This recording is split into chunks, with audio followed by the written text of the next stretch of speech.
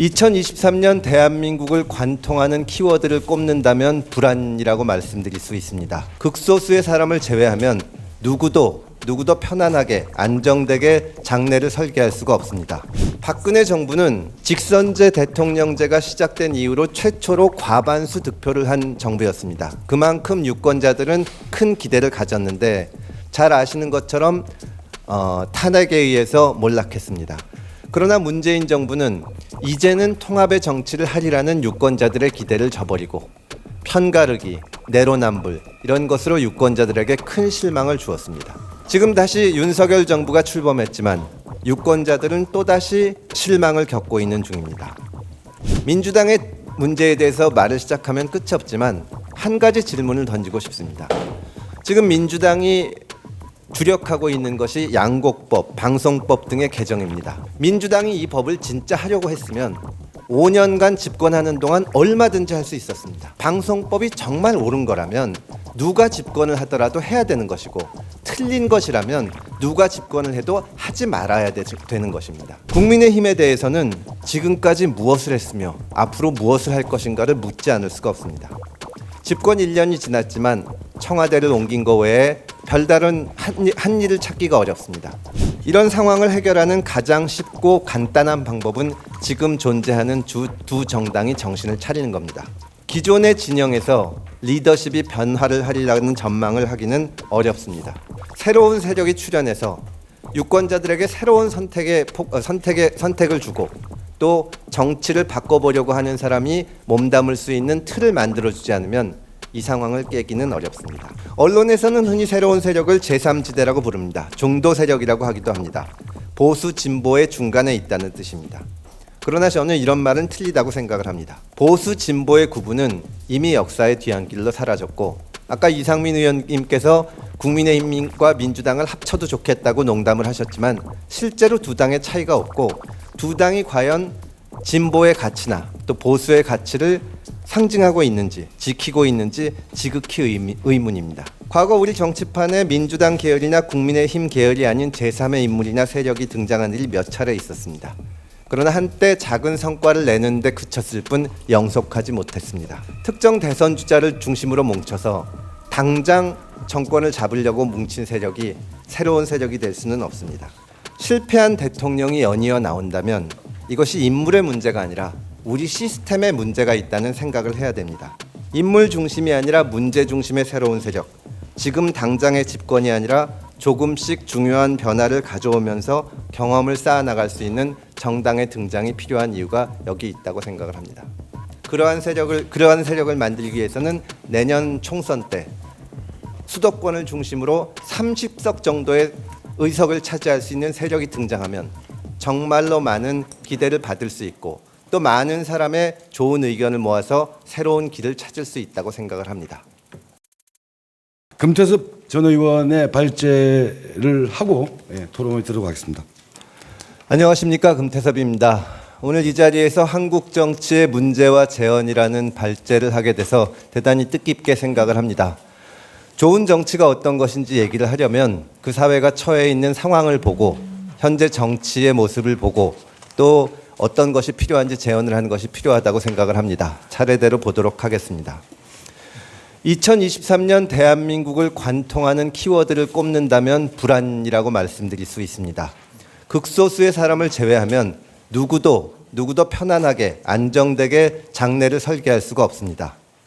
한 번 낙오되면 다시 일어서기 힘들고 미래가 예측 불가능하다는 차가운 현실이 대한민국 국민들을 불행으로 내몰고 있습니다. 불안의 가장 주요한 원인은 여러 번 지적됐듯이 양극화입니다. 소득과 자산의 격차는 따라올 수 없을 정도로 벌어졌고 기회의 격차도 고착화되고 있습니다.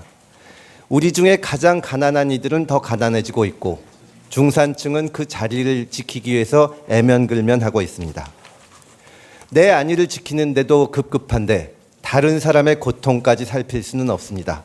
그러다 보니 우리 사회의 구성원들은 함께 잘 살아야 되는 동지라는 의식이 점차 옅어져 가고 있습니다. 두 가지 해결책이 시급하다고 생각을 합니다. 우선 첫 번째 공정한 기회의 보장입니다. 부모의 재력이든 사회적 네트워크든 기득권의 보호를 받는 사람만 계속 혜택을 받는 시스템이 계속된다면 우리는 더욱 낮은 출산율 그리고 사회 구성원들의 심한 냉소주의를 직면하게 될 것입니다. 그러나 공정한 경쟁보다 훨씬 더 중요한 것은 시민 모두가 존엄성을 인정받고 또 인간다운 생활을 할 수 있는 사회를 만드는 것입니다. 고도 성장기를 이미 지나보낸 대한민국에서 개인의 노력에 기대는 성공 신화만으로 구성원을 통합하고 사회를 원만하게 유지할 수는 없습니다. 경쟁에서 탈락하더라도 혹은 경쟁에 아예 뛰어들지 않더라도 인간다운 삶을 누릴 수 있는 물적 토대 그리고 그것을 인정해주는 사회 문화적 인식을 갖추어야 합니다. 노력한 만큼 잘 살 수 있다는 능력주의는 일견 합리적으로 보이지만 현실 세계에서 평등한 출발선이란 존재하지 않습니다. 설사 제도적으로 최대한 기울어지지 않는 운동장을 만들 수 있다고 한들 지금처럼 다수가 루저라는 낙인을 찍히는 상태라면 자책과 열패감을 양산할 수밖에 없습니다. 모든 사람이 불안해하고 쫓기고 그 불안을 다른 집단에 대한 공격으로 표출하는 사회, 그것이 지금 우리가 처한 사회 대한민국의 모습입니다. 짧게 말씀드리면 지금 한국 사회에 필요한 것은 구성원들에게 인간적인 삶을 보장해 줄 수 있는 구체적인 방안을 찾고 두 번째로 점차 만연하고 있는 갈등과 균열을 조정하고 완화해서 구성원들에게 일체감과 소속감, 다 같이 잘 살아야 되는 동지라는 의식을 주는 것입니다. 이것이 되어야만 국민들이 통합되고 또 우리가 가진 잠재력을 최대한 발휘해서 우리 앞에 놓인 과제를 해결할 수가 있습니다. 이것이 바로 정치가 해야 될 역할인데 지금 정치는 그 역할을 제대로 하지 못하고 있습니다. 한국 정치의 문제에 대해서 말씀을 드리겠습니다. 먼저 한국 정치의 문제를 보려면 2017년 이후로 우리 유권자들이 어떤 일을 겪었는지를 좀 되새겨 볼 필요가 있습니다. 박근혜 정부는 직선제 대통령제가 시작된 이후로 최초로 과반수 득표를 한 정부였습니다. 그만큼 유권자들은 큰 기대를 가졌는데 잘 아시는 것처럼 탄핵에 의해서 몰락했습니다. 탄핵을 할 당시에 우리 국민 1,700만 명이 추운 겨울에 광장에 나섰습니다. 전체 인구수의 연인원으로 따지면 3분의 1에 해당하는 사람들입니다. 그 많은 사람들이 자기와 이해관계도 없는 일에 나서서 탄핵을 하고 결국 큰 기대를 가지고 문재인 정부를 탄생시켰습니다. 그러나 문재인 정부는 이제는 통합의 정치를 하리라는 유권자들의 기대를 저버리고 편가르기, 내로남불 이런 것으로 유권자들에게 큰 실망을 주었습니다. 지금 다시 윤석열 정부가 출범했지만 유권자들은 또다시 실망을 겪고 있는 중입니다. 이러한 부정적인 경험이 계속되는 좌절이 유권자들의 심리에 미치는 영향은 결코 가볍게 볼 수 없습니다. 그냥 보기에는 기대와 실망이 교차되고 반복되는 것 같지만 그런 기억이 계속해서 반복적으로 쌓이다 보면 마음속 깊이 좌절감과 불신이 쌓입니다. 변화를 추구하려는 의욕 자체가 없어지는 것입니다. 탄핵과 정권 교체를 거치면서 많은 평론가들은 무엇보다 유권자들이 얻은 정치 효능감이 가장 긍정적인 효과라고들 했습니다. 그러나 이런 똑같은 좌절이 반복되면서 효능감은 이제 깊은 실망과 무력감으로 변질되고 있습니다. 최근 몇 차례 선거에서 일부 지역에서 유례 없이 낮은 투표율 그리고 높아져만 가는 무당층의 비율이 나타나는 것은 이런 무력감이 반영된 것입니다. 한국 정치의 가장 큰 문제는 편가르기라고 생각을 합니다. 총선의 투표율이 대략 55% 내지 65% 중반대로 나타납니다. 바꿔 말하면 25% 내지 30% 득표를 하면 승리를 장담할 수 있다는 뜻입니다. 각 정파들이 이런 인식에서 출범해서 중도층이나 혹은 더 나아가서 상대 정당을 지지하는 사람을 설득하거나 대화를 나눠보려는 노력 자체를 안 합니다. 최근 전광훈 목사가 국민의힘 김재원 최고위원에게 전라도는 영원히 10%다.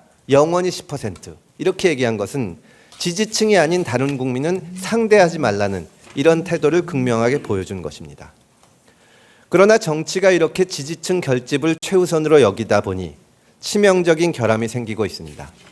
바로 적대적인 세력의 양산입니다.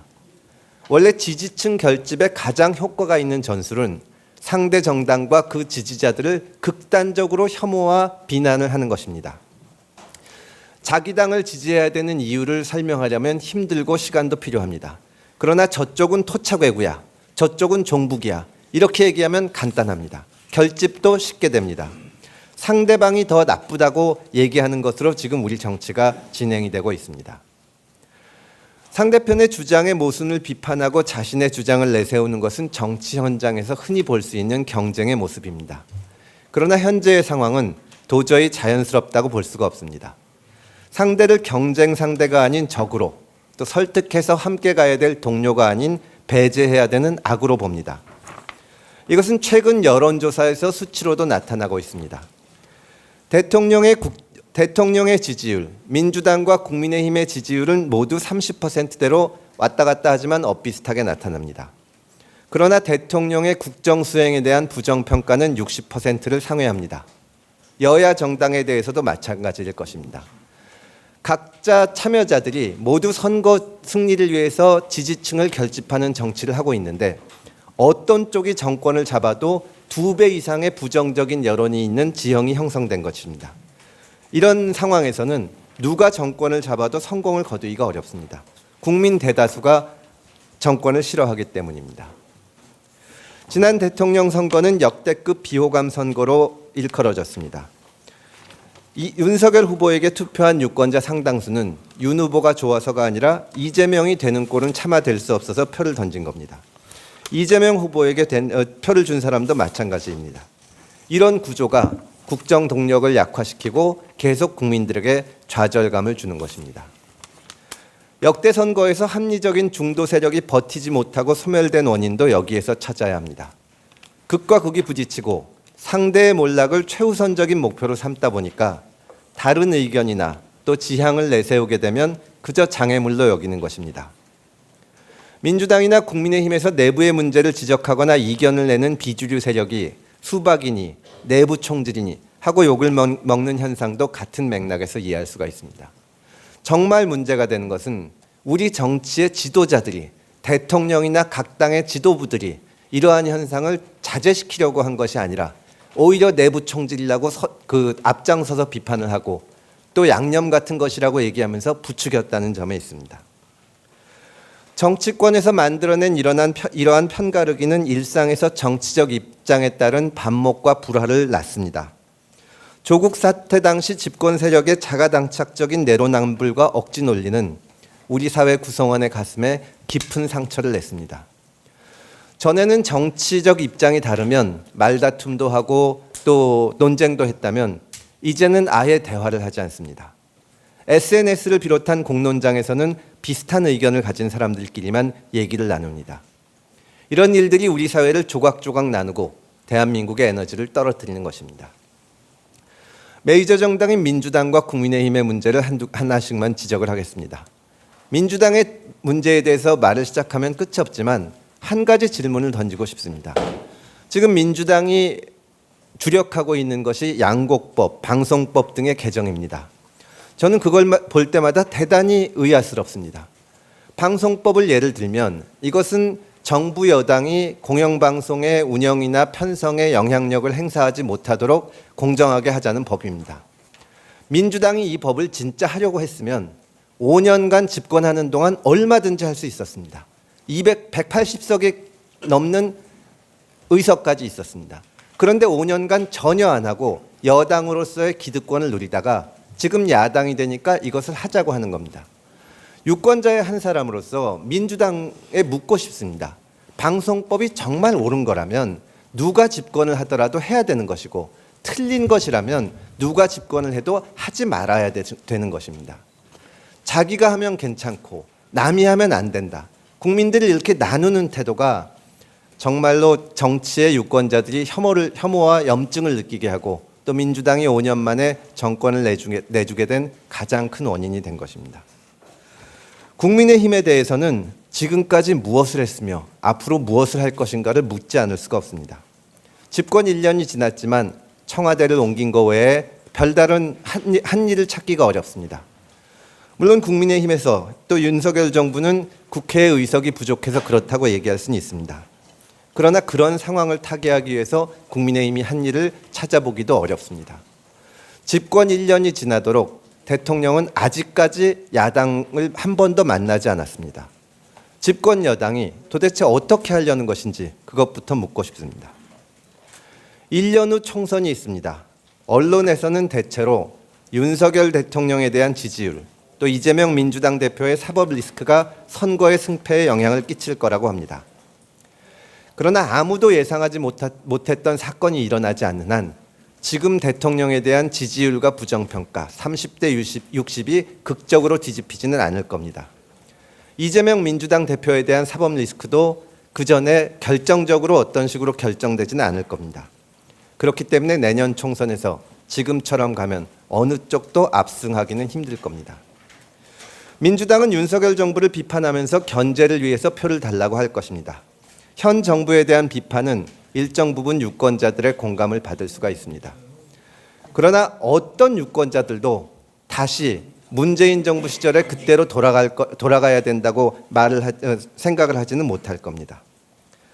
소득주도 성장, 부동산 대책 등 민주당이 지난 정권에서 했던 잘못된 정책, 또 그런 정책을 옹호하기 위한 견강부회, 입장에 따라 말을 바꾸는 내로남불, 정치적으로 입장이 다른 사람들을 토착외구 친일파로 부르던 그 모습을 유권자들은 아직 잊지 못하고 있습니다.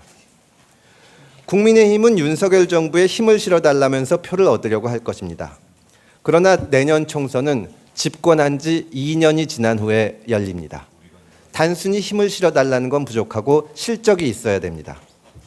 그것보다 더 근본적이고 큰 문제는 윤석열 정부의 모습 그 자체입니다. 조금도 미래지향적인 느낌을 주지 못하고 과거 정부와 다르지 않습니다.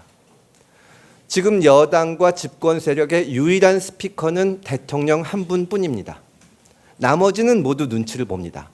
대통령의 통치 철학과 결단을 따르지 않으면 국정 운영의 회방꾼 취급을 받습니다. 지지자만 바라보고 편가르기를 하는 것은 문재인 정부 때와 달라진 것이 하나도 없습니다. 이런 상황이 이어진다면 역시 국민의힘도 압승을 기대하기 힘들 겁니다. 정말 문제가 되는 것은 총선 이후 나머지 윤석열 정부 임기 3년 동안입니다. 양측이 서로 비슷비슷한 힘을 가진 상황에서 서로 상대방의 발목을 잡으면서 대선 때까지 지지부진한 상황이 이어질 겁니다. 그리고 2027년 대선이 되면 그래도 우리가 더 낫지 않냐, 저쪽이 못하다, 지금까지와 똑같은 얘기를 하면서 자기들한테 정권을 달라고 할 것입니다. 지난 대선과는 비교도 안 되는 더 극심한 비호감 선거가 벌어질 것입니다. 이렇게 양 진영이 부정적 에너지로 연명하는 이런 상황을 타개할 수 있는지 여부에 한국 정치의 운명이 달려 있다고 생각합니다. 다음은 재원입니다. 이런 상황을 해결하는 가장 쉽고 간단한 방법은 지금 존재하는 두 정당이 정신을 차리는 겁니다. 무엇보다 중요한 것은 공동선에 대한 인식이 필요합니다. 경쟁을 하더라도 각 진영의 승리보다 우리 사회 전체의 유지와 발전이 더 중요하다는 것을 깨달아야 합니다. 그것이 정치인으로서 당연히 가져야 될 가장 기본적인 소양입니다. 또 하나는 소통의 문제입니다. 자신과 다른 진영이든 혹은 같은 진영 내에서 다른 의견을 가지고 있는 사람이든 서로 목표는 같다는 그런 생각이 있어야 됩니다. 어차피 우리 사회를 잘 되게 하고 발전시키겠다는 목적이 있다는 것을 서로 신뢰하고 인정하면 그 다음에 차이는 방법의 차이일 뿐입니다. 방법의 차이는 대화와 논쟁을 통해서 해결해 나갈 수가 있습니다.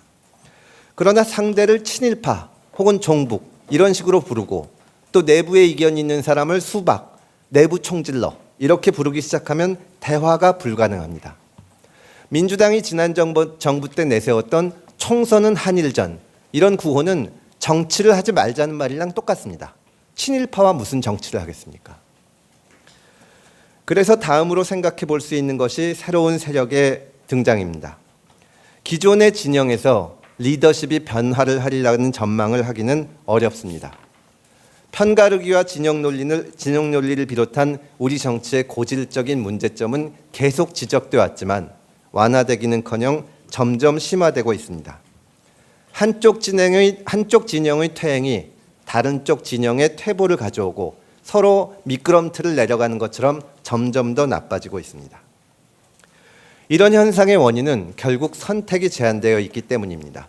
국민들은, 유권자들은 정치 세력 모두를 불신하지만 현실적으로 선거 때가 되면 그나마 덜 나쁜 쪽을 선택해야 됩니다. 지난 선거 대선 때와 똑같은 일이 벌어지는 겁니다. 소신을 가진 정치 지망생들도 달리 대안이 없는 상황에서는 기존 정당 안에서 눈치를 볼 수밖에 없습니다. 이것을 타개하기 위해서는 새로운 옵션이 열려야 합니다. 앞서 본 것처럼 우리 유권자들은 2017년 이후에 이쪽에 정권을 줘봤다가 저쪽에 정권을 줘봤다가 했지만 상황이 나아지기는커녕 점점 악화되고 실망만 안게 되었습니다. 모든 정치 세력이 긍정평가보다 부정평가가 높습니다. 그렇게 해서 같이 온전하고 있는 현실, 이것이 적대적 공생관계라고 생각합니다. 새로운 세력이 출현해서 유권자들에게 새로운 선택을 주고 또 정치를 바꿔보려고 하는 사람이 몸담을 수 있는 틀을 만들어주지 않으면 이 상황을 깨기는 어렵습니다. 언론에서는 흔히 새로운 세력을 제3지대라고 부릅니다. 중도 세력이라고 하기도 합니다. 보수 진보의 중간에 있다는 뜻입니다. 그러나 저는 이런 말은 틀리다고 생각을 합니다. 보수 진보의 구분은 이미 역사의 뒤안길로 사라졌고, 아까 이상민 의원님께서 국민의힘과 민주당을 합쳐도 좋겠다고 농담을 하셨지만 실제로 두 당의 차이가 없고 두 당이 과연 진보의 가치나 또 보수의 가치를 상징하고 있는지 지키고 있는지 지극히 의문입니다. 새롭게 등장하는 세력은 이들의 중간에 위치하는 것이 아니라 진짜 우리 사회의 문제가 무엇이냐, 우리 사회의 사람들이 느끼는 불안, 그 불안의 원인, 출산율이 이렇게 낮아지고 자살률이 높아지는 것, 이것을 정확하게 잡아내서 거기에 그 문제들을 유권자들한테 제시를 하고 거기에 대한 해결책을 모아나가는 그런 힘과 능력을 갖추어야 합니다. 과거 우리 정치판에 민주당 계열이나 국민의힘 계열이 아닌 제3의 인물이나 세력이 등장한 일이 몇 차례 있었습니다. 그러나 한때 작은 성과를 내는데 그쳤을 뿐 영속하지 못했습니다. 인물을 중심으로 모인 세력은 깨끗한 정치, 새 정치, 이런 구호만 있었을 뿐 제대로 된 구체적인 내용이 없었습니다. 내가 하면 잘할 수 있다, 이것만으로는 부족합니다. 특정 대선 주자를 중심으로 뭉쳐서 당장 정권을 잡으려고 뭉친 세력이 새로운 세력이 될 수는 없습니다. 현실적으로 보면 지금 우리 정치권의 무당층이 많고 제3의 세력을 기대하는 유권자들이 대단히 많습니다. 그러나 이러한 기대가 현실적인 어떤 에너지가 되기 위해서는 선거, 중요한 선거, 보통은 대통령 선거나 아닌 총선 1년 전이 돼야 될 때에만 이것이 이제 진짜로 시작할 수 있는 상황이 됩니다. 그런데 그때 제3세력이 등장하면 유권자들이나 언론은 지금까지 당의 선거에서 일당이 되거나 혹은 정권이 잡는 것을 기대했습니다. 그러다 보니까 제3세력에는 당장 선거에 뛰어들 수 있는 대선 주자가 있어야 되고 또 국민의힘이나 민주당 등 주요 정당에 필적할 수 있는 조직도 갖추어야 됐습니다. 그러나 현실적으로 선거를 1년 남긴 시기 이전에는 정치에 대해서 유권자들의 관심이 낮기 때문에 이런 준비를 다 마치고 출범을 하기는 어렵습니다. 또 그렇게 미리 준비를 하면 기존 세력의 견제를 받을 수가 있습니다. 총선을 1년 앞둔 지금도 그러한 이유 때문에 새로운 세력이 등장하기 힘들다고 비관적으로 보시는 분들이 많이 있습니다. 마땅한 대선 주자가 없고 기존 정당을 대체할 만한 조직을 구성할 시간이 없다, 이런 말씀들을 많이 하십니다. 그러나 유권자들도 과거에 비해서 변했습니다. 과거 우리 유권자들은 어떤 특출난, 출중한 정치 지도자가 나와서 우리 정치의 문제점들을 다 해결하고 또 대한민국을 발전시켜 주기를 바라는 성향이 많았습니다. 그러나 지난 20년간 보수 정부와 진보 정부의 정권을 줘보고 또 그때 튀어나와서 언론의 각광을 받는 정치 지도자들에게 표를 주면서 지금은 그런 생각에 많이 식상했습니다. 어떤 탁월한 사람이 한 사람이 메시아처럼 등장해서 우리 정치를 해결할 거라는 생각은 유권자들도 하지 않고 있고 또 현실에서 그런 일이 일어날 수도 없습니다. 지금 유권자들이 원하는 것은 이 고착되어 있는 구조, 이 고인물과 같은 정치, 변하지 않는 한국 구조, 한국 정치를 깨줄 수 있는 하나의 교두보가 될 수 있는 세력입니다. 저는 그러한 세력을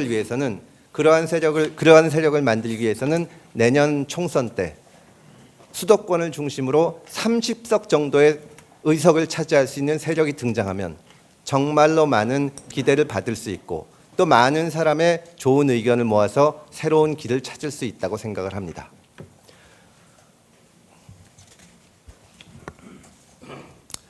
한국 정치는 지금까지 좀 전에 말씀드린 것처럼 인물 중심으로 움직였습니다. 이명박 정부가 실망을 주었을 때 박근혜 대통령이 가치 보수를 내세우면서 앞에 나왔습니다. 한때는 안철수 바람이 불기도 했고 문재인 대통령도 큰 기대를 가지고 통합의 정치를 하겠다고 나왔습니다. 문재인 정부가 실망을 줬을 때는 지금 계신 윤석열 대통령이 공정과 상식을 들고 나오기도 했습니다. 그러나 이렇게 인물 중심의 정치는 지금까지 유권자들에게 실망만을 줬습니다. 실패한 대통령이 연이어 나온다면 이것이 인물의 문제가 아니라 우리 시스템에 문제가 있다는 생각을 해야 됩니다. 사실 우리 정치를 바꾸려면 개헌을 비롯해서 이 구조 자체를 바꾸는 고민을 해야 됩니다. 지금 제3세력에 대해서 이제 논의가 시작이 되면 제가 아마 이 토론회가 끝나고 나가면 기자분들이 똑같은 질문을 하실 텐데요. 어느 정치인이 참여하느냐, 언제쯤 뭐가 되느냐, 이 기존 정치의 틀과 비슷한 수준에서 질문이 되고 지금까지는 제3세력이 그러한 질문에 답을 하기 위해서 아주 안간힘을 쓰고 노력을 했습니다. 그러나 이제는 그런 틀은 좀 벗어나야 된다고 생각을 하고 진짜 시스템을 바꾸려면 어떻게 해야 되는지 이 준비를 시작해야 되고 기간이 오래 걸리더라도 조금씩 바꿔나가야 한다고 생각을 합니다. 인물 중심이 아니라 문제 중심의 새로운 세력, 지금 당장의 집권이 아니라 조금씩 중요한 변화를 가져오면서 경험을 쌓아나갈 수 있는 정당의 등장이 필요한 이유가 여기 있다고 생각을 합니다. 마지막으로 제 친구 한 사람이 저한테 해준 얘기를 좀 하고 마치도록 하겠습니다. 제 친구가 아주 똑똑한 친구인데 저한테 항상 하는 얘기는 자기는 그 350만 원 버는 커플을 머리에 두고 정부가 새로운 정책을 내밀거나 정치에 어떤 변화가 있을 때 생각을 한다고 합니다. 두 커플이 같이 있는데 두 사람이 비정규직에 있을 수도 있고 편의점 알바를 하기도 하고 배달을 하기도 하면서 평균적으로 350만 원을 법니다. 잘 버는 달에는 400만 원을 넘게 벌기도 하고 어려운 달에는 일자리가 없어서 200만 원을 벌기도 합니다. 어떻게 하면 이 커플이 희망을 가질 수 있을까? 어떻게 하면 장래에 대해서 안심을 하고 가정을 이루고 또 더 나아가서 아이도 갖고 이렇게 될까? 저는 이런 문제에 진짜 관심을 갖는 정치가 우리에게 가장 필요한 정치라고 생각을 합니다. 총선은 한일전 또는 윤석열 정부에 힘을 실어줘야 된다. 이런 얘기나 하고 있는 정당들은 이런 350만 원 정당들의 관심에는 이 350만 원을 버는 커플이 설 자리는 없습니다. 새로운 세력이 출현해서 이러한 평범한 사람들의 삶을 조금씩 나아지게 할 수 있는 정치를 펴야 된다고 생각을 합니다. 그 길을 걸으려는 세력이 있다면 분열하고 반목하는 우리 사회를 통합시키고 또 불안에 빠져 있는 사람들에게 다시 희망을 줄 수 있다고 생각을 합니다. 저는 개인적으로 용기를 가지고 이 길에 매진할 생각입니다. 긴 발제 들어주셔서 감사합니다. 서둘러서 되는 일은 아닌 것 같아요. 대단히 어려운 길이고 정치인들이 많이 같이 비슷한 고민을 공유하지만 실제적으로 깨고 나오기는 쉽지 않습니다. 그래서 앞서 나가는 말씀을 드리는 것보다는 저는 그 길을 걷겠다고 말씀을 드렸고 차차 준비된 대로 말씀을 드리겠습니다. 아니 오늘은 어쨌든 처음 그런 논의를 하는 자리니까 뭐 누구가 어떻고 그런 말씀을 드리기는 어렵습니다. 도와주실 거라고 생각은 합니다. 근데 그건 김종인 위원장한테 여쭤보셔야지 저한테 김종인 위원장이 뭐 하실 거냐고 물어보시면 안 되죠. 2012년 안철수 현상 또 탄핵 이후 그러니까 이제 박근혜 대통령 되시고 탄핵 이후에 문재인 정부 들어서고 또 윤석열 정부가 들어서고 하는 것을 볼 때마다 이 각 정당들은 이제 우리 사회가 어떤 방향으로 가야 되는지, 정치가 어떤 문제를 다뤄야 되는지에 대해서 얘기를 하는 것이 아니라 이 사람이 너무 훌륭하다. 또 이 사람이 학습 능력이 뛰어나기 때문에 이 사람이 우리 문제를 해결해 줄 것이다. 이렇게 얘기를 해왔어요. 그래서 막상 어떤 사람이 대통령이 된 이후로는 그 사람 입만 쳐다봤습니다. 사실은.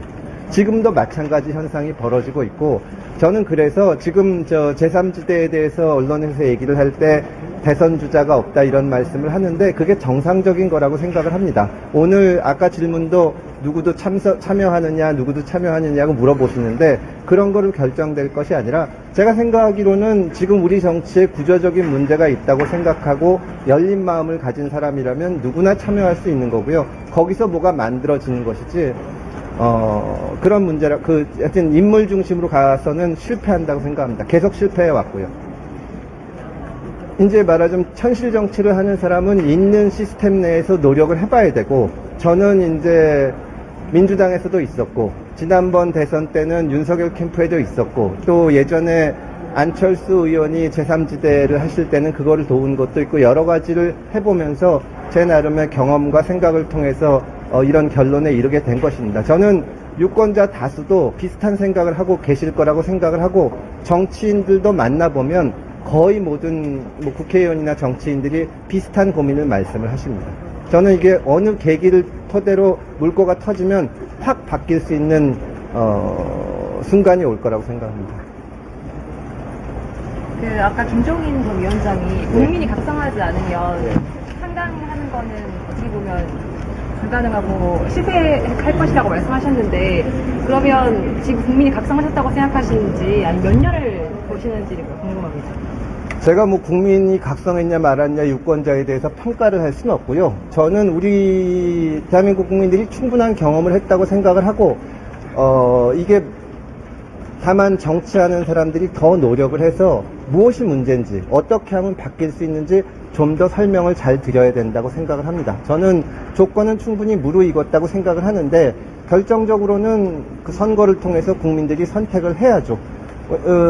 지난번 대통령 선거가 역대급 비호감 선거가 됐는데 유권자들도 충분히 그 문제를 느낄 겁니다. 근데 정치를 하는 사람들이 그 구조를 부수지 못하고 유권자들 앞에 그런 선택지만을 내놓은 거죠. 저 사람이 더 싫으냐, 이 사람이 더 싫으냐. 저는 그거를 바꿔서 내놓는 역할을 정치인들이 해야 되고, 그러면 유권자들이 현명한 선택을 하실 거라고 생각합니다.